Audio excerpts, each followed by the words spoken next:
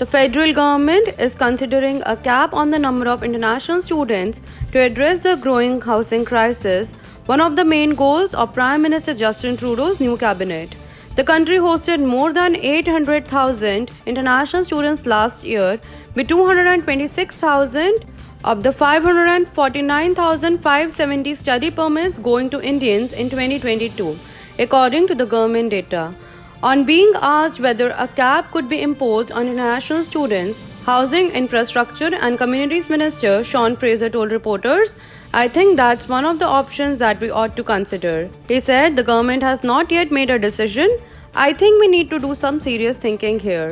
Fraser, who was previously the country's immigration minister, also took aim at institutions which were allegedly exploiting students and thus worsening the housing crisis.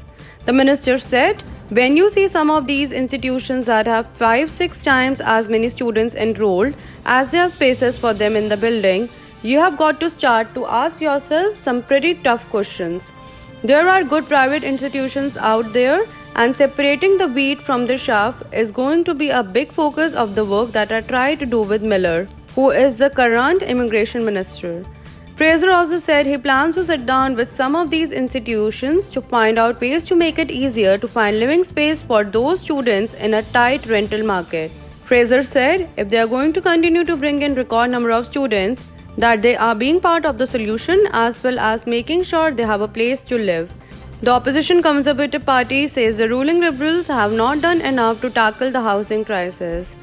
As it plans to take in record 500,000 new permanent residents in 2025, Canada needs to build 5.8 million new homes, which includes 2 million rental units, by 2030 to address housing affordability, according to Canada Mortgage and Housing Corporation.